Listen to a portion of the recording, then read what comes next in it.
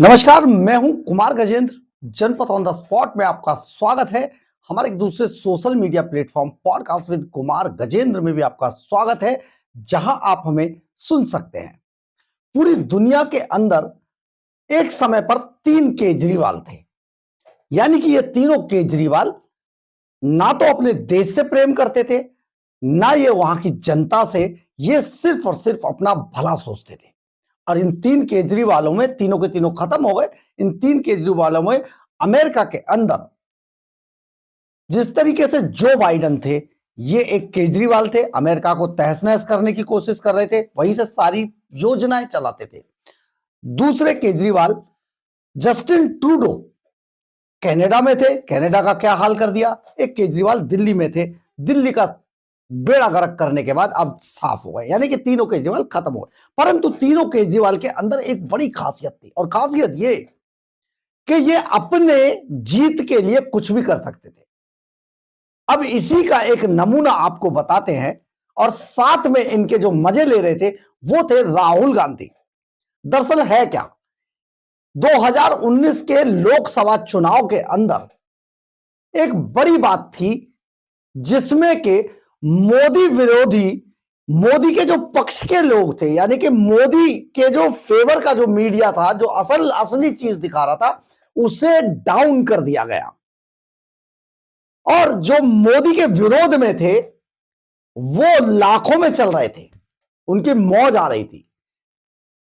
ऐसे बहुत सारे दलाल पत्रकार उस समय पर मजे ले रहे थे, और जो हम जैसे लोग जो असली तस्वीर दुनिया को दिखा रहे थे, देश को दिखा रहे थे, वो कहीं ना कहीं उसे डाउन किया जा रहा था।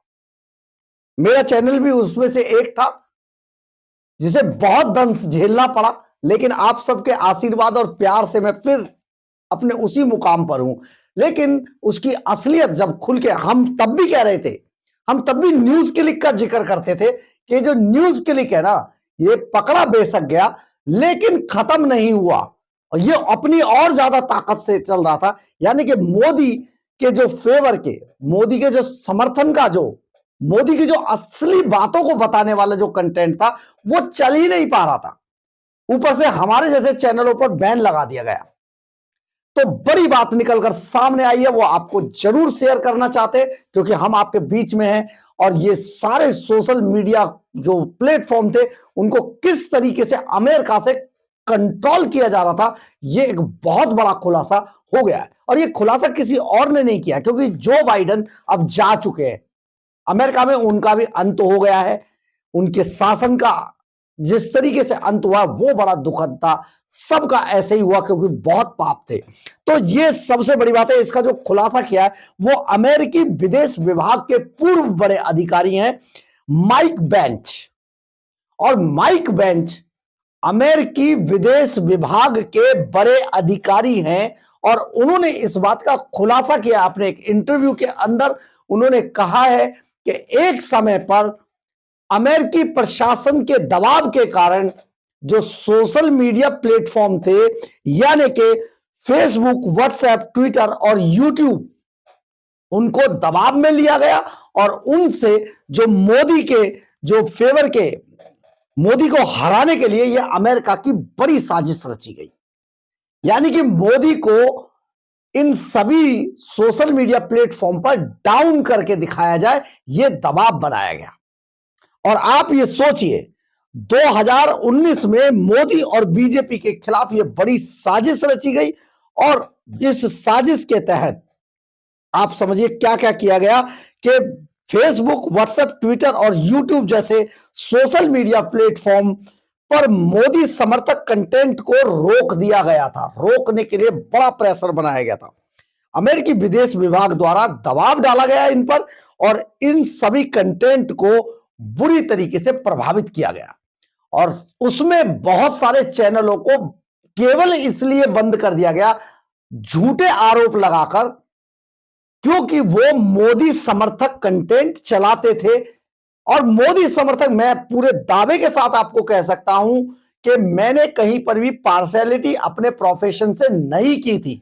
जो सचमुच जनता में चल रहा था, जो पब्लिक में चल रहा था, मैंने डंके की चोट पर उस पूरे कंटेंट को चलाया। लेकिन जब उनसे कंट्रोल नहीं हुआ तो मैं भी उनमें से एक हूं जो हजारों चैनलों को यहां पर बंद किया गया था। बहुत बड़ी बात है, लेकिन हम उसमें से जीतकर निकले। आज जो बाइडेन का अंत हुआ राजनीतिक रूप से, जस्टिन ट्रूडो का अंत हुआ राजनीतिक रूप से, और अरविंद केजरीवाल का अंत हुआ राजनीतिक तौर पे। खैर, अब हम खबर पे आते हैं। दरअसल है क्या, अमेरिका, हमने आपको इससे पहले भी ये खबर बताई, अमेरिका के अंदर यूएसएआईडी एक ऐसी एनजीओ थी जो दूसरे सभी देशों में, दुनिया के देशों में डेवलपमेंट और बच्चों के लिए और इन सब पर काम करती थी, जिस पर अब सबसे पहले सत्ता में आते ही अमेरिकी जो राष्ट्रपति हैं डोनाल्ड ट्रंप, उन्होंने सबसे पहले उस पर डंडा चलाया, उसको बंद कर दिया है। और ये जो यूएसएआईडी थी, ये जॉर्ज सोरोस इसको फंडिंग कर रहा था। और ये जॉर्ज सोरोस जैसा जो एक ऐसा, आप समझिए, भेड़िया पूरी दुनिया के ऊपर बैठा है बिजनेसमैन बनकर, इसने सभी देशों को प्रभावित किया है। बांग्लादेश के अंदर जो उथल पुथल हुई उसके पीछे भी यही है। साउथ ईस्ट में ये सबसे ज्यादा डिस्टर्बेंस पैदा कर रहा था।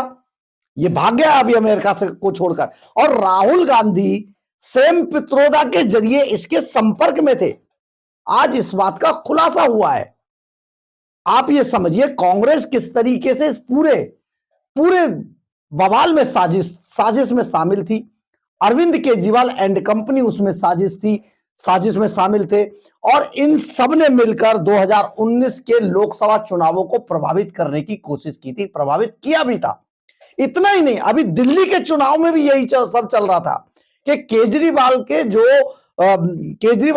जो समर्थक कंटेंट है वो लाखों में चल रहा था, और जो असली तस्वीर दिखा रहे थे हम जैसे लोग, वो बहुत डाउन पर थे। तो एक बड़ी साजिश पूरी दुनिया के अंदर जॉर्ज सोरोस की फंडिंग से, यूएसएआईडी की जो संस्था है उसके जरिए पूरे दुनिया के देशों में ये पैसा बांटकर जिस तरीके से चुनावों को और वहां की सरकारों को प्रभावित कर रहे थे, ये अब किसी से छिपा हुआ रहा नहीं है। अमेरिका की सत्ता में बैठते ही सबसे ज्यादा जॉर्ज सोरोस वहां से छोड़ के भागा, और उन्होंने सबसे पहले यूएसएआईडी को बंद कर दिया है। अब ये देश, दुनिया की किसी देश में, कंट्री में डेवलपमेंट और सरकारें चलाने के या उनके लोगों के उत्थान के लिए पैसा नहीं भेज पाएंगे, जिसका गलत उपयोग किया जा रहा था लगातार। अब इसमें व्हाट्सएप की, आप समझिए, एक कानून आ गया। 2019 के चुनाव से पहले एक और कानून आ गया, और वो कानून था कि जो व्हाट्सएप था उसकी फॉरवर्डिंग पावर खत्म कर दी गई। यानी कि पहले आप असीमित लोगों को अपने किसी मैसेज को फॉरवर्ड कर सकते थे, लेकिन कानून लाकर उस फॉरवर्डिंग पावर को, मैसेजिंग संख्या को कंट्रोल कर दिया गया। यानी कि अब आप 5 ही लोगों को भेज सकते हैं। ये भी उसी साजिश का एक हिस्सा था। आप सोचिए, ऐसे दलाल पत्रकार जो हाथ मल के, दाढ़ी बढ़ा के ऐसे बड़े बड़े भाषण दे रहे थे, वो दलाल पत्रकार हारते ही गायब हो जाते हैं। अभी केजरीवाल हारा है, वो दलाल भाग गए, क्योंकि उनकी दुकान दलाली से ही चल रही थी। पत्रकारिता के नाम पर कलंक कहे जाने वाले ये दलाल पत्रकार, जब इनका पूरा फेल हो जाता है तो ये भाग जाते हैं।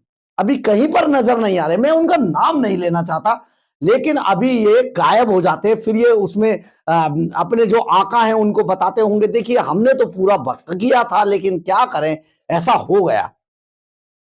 तो ये जो देश के अंदर एक माहौल पैदा करने की जो कोशिश की जा रही थी, अमेरिका की यूएसएआईडी संस्था के नाम पर जिस तरीके से पैसा बांटकर, फाइनेंस भेजकर जिस तरीके से प्रभावित किया जा रहा था, न्यूज क्लिक इसी का एक हिस्सा था।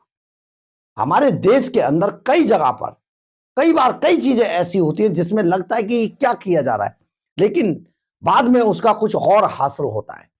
तो ऐसे लाखों, हजारों लाखों चैनलों को उस टाइम पर लोकसभा चुनाव में ना केवल प्रभावित किया गया, बल्कि बंद तक कर दिया गया। उन पर 3-3 महीने का बैन लगा था, जिसमें से एक मेरा भी चैनल था, लेकिन मैंने अपना अभियान, जैसा मेरे बारे में कहा जाता है, मैंने अपना अभियान बिल्कुल नहीं छोड़ा और मैंने जो अपनी बात कहनी थी वो जरूर कही, डंके की चोट पर कही। 3 महीने का दंश मैंने भी झेला, परंतु सबसे बड़ी बात यह है कि जो असल में जो था वो हमने आप तक पहुंचाया।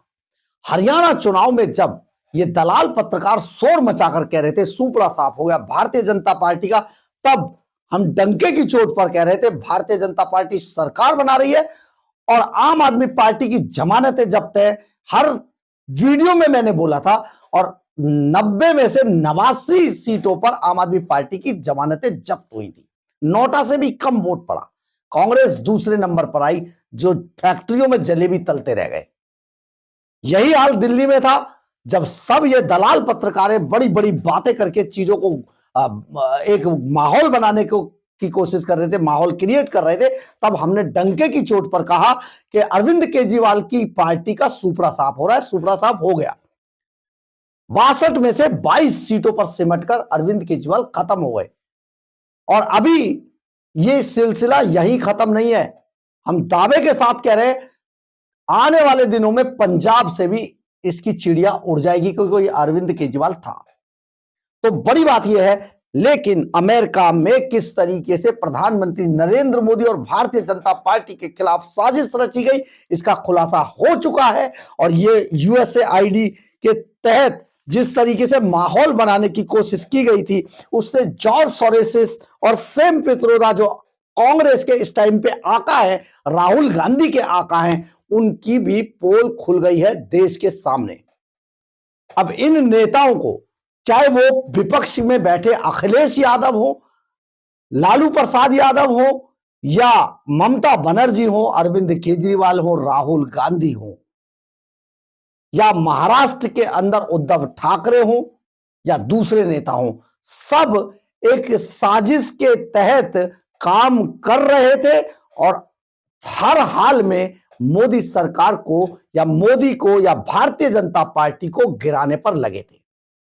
आरोप यह है यूएसएआईडी पर कि बांग्लादेश के अंदर भी इसको अब खत्म कर दिया गया। बांग्लादेश में जो तख्ता पलट हुआ उसके पीछे भी ये इसी का हाथ था, श्रीलंका में भी इसी का हाथ। ये बहुत बड़ा एक साजिश पूरी दुनिया के अंदर उन सरकारों के खिलाफ की जा रही थी, जो सरकारें अपने अपने देश में बहुत मजबूत थी और मजबूती से इंफ्रास्ट्रक्चर और देश की अर्थव्यवस्था के ऊपर काम कर रही थी। आप सोच लीजिए किस तरीके से साजिश थी। हम तभी से कह रहे थे, हमारे चैनल को बैन भी किया गया, हमने वो सब झेला और हम फिर आपकी दुआओं और आपके सहयोग के साथ हम एक बार फिर से आपके सामने हैं और पूरी मजबूती के साथ। लेकिन पत्रकारिता का जो धर्म है, जो असल बात है, चाहे वो किसी के खिलाफ भी होगी, डंके की चोट पर आप तक पहुंचाएंगे। हम पे इसका रंज मात्र भी असर नहीं होगा, ये मेरा दावा है।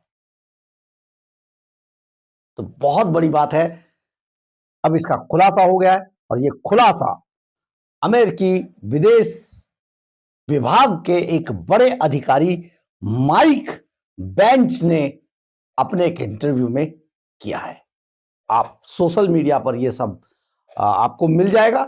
चाहकर आप इस पूरे कंटेंट को पढ़ भी सकते हैं, उस पूरे इंटरव्यू को देख भी सकते हैं।